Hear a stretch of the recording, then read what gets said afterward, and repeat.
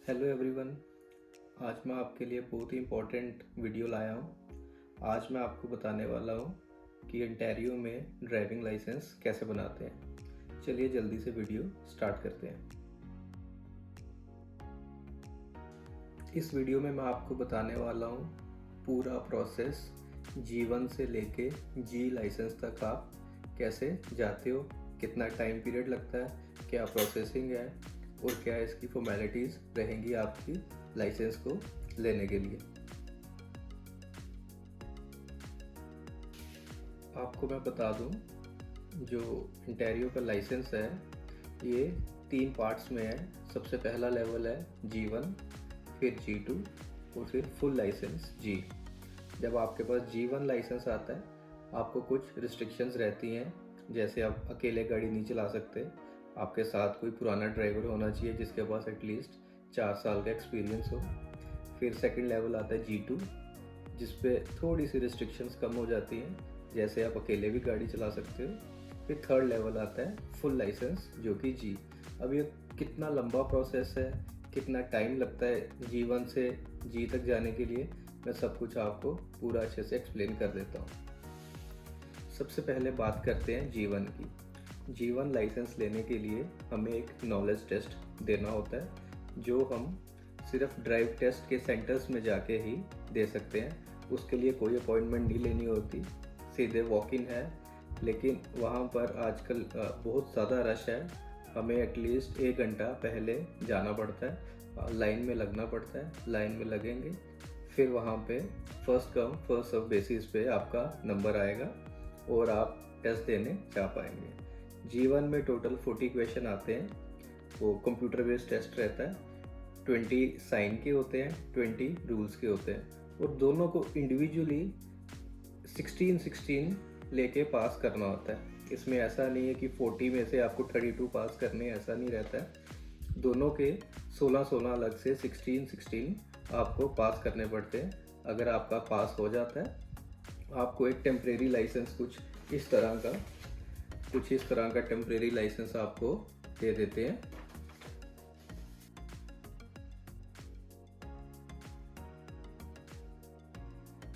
आपके पास जब ये टेम्परेरी लाइसेंस आ जाएगा उसके बाद आपको 90 डेज के अंदर अंदर कार्ड लाइसेंस आपके घर पे, जो आपने मेलिंग एड्रेस दिया होगा, उस पर मेल आ जाएगा।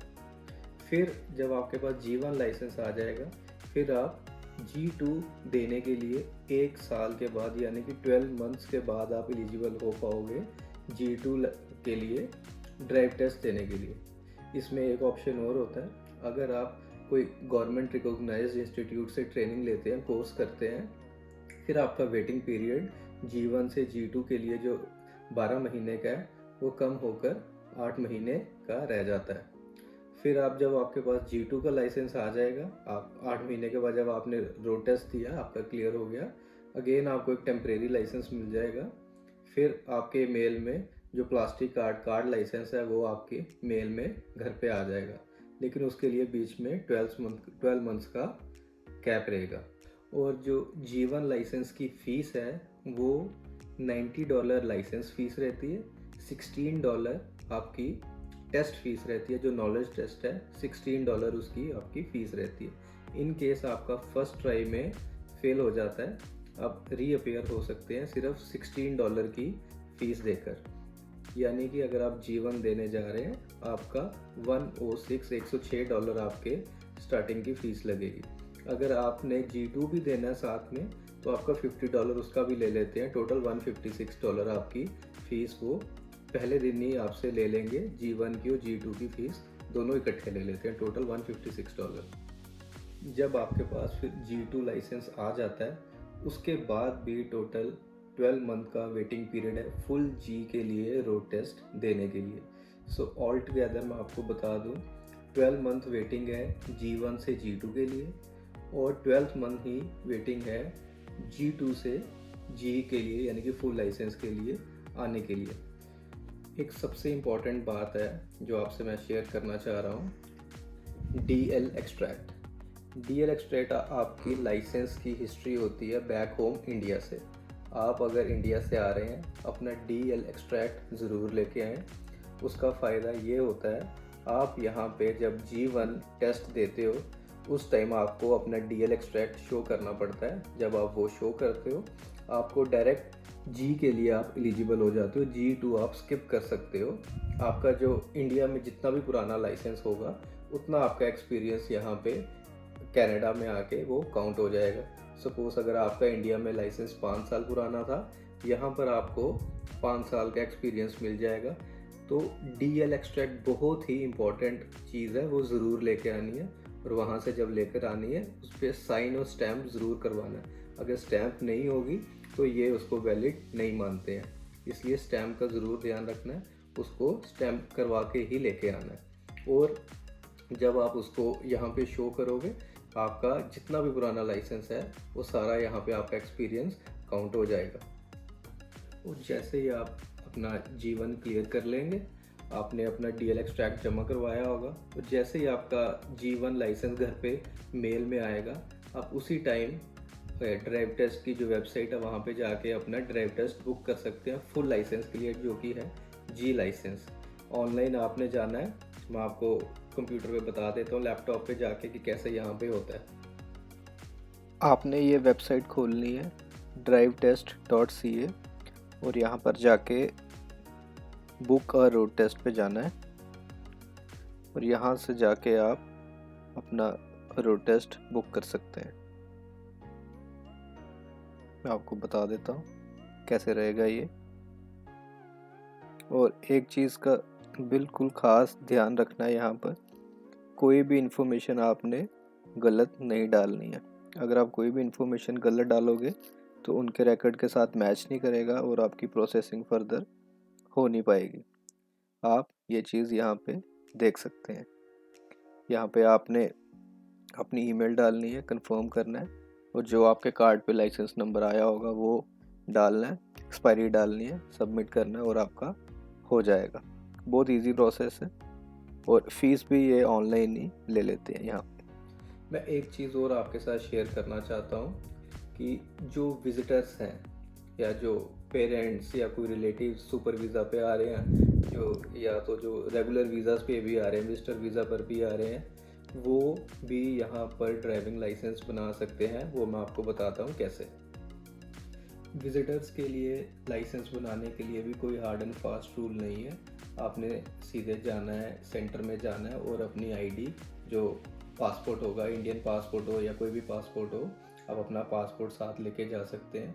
वो आपको कुछ नहीं पूछेंगे, आपने जस्ट अपना पासपोर्ट शो करना, फीस देनी है और आप टेस्ट दे सकते हैं, नॉलेज टेस्ट दे सकते हैं G1। अगर DL एक्सट्रैक्ट लाए हो, विजिटर अगर DL एक्सट्रैक्ट लाया वो भी वो सबमिट करवा सकता है। और सारे रूल्स सेम रहेंगे जो कि यहाँ पे वर्क परमिट पे के लिए हैं, जो PR के लिए हैं, जो सिटीजन के लिए हैं, सेम रूल रहेंगे विजिटर के लिए भी। यानी कि विजिटर भी यहाँ पर आके अपना DL बना सकता है सेम वे में जैसे बाकी सारे बना रहे हैं। अब मैं आपको बता दूं जो G1 के लिए नॉलेज टेस्ट है उसके लिए आपने कैसे प्रिपेयर करना है। प्रिपेयर करने के लिए ऑनलाइन बहुत ज़्यादा वेबसाइट्स पे मॉक टेस्ट अवेलेबल हैं, आप ऑनलाइन भी अपनी तैयारी कर सकते हो।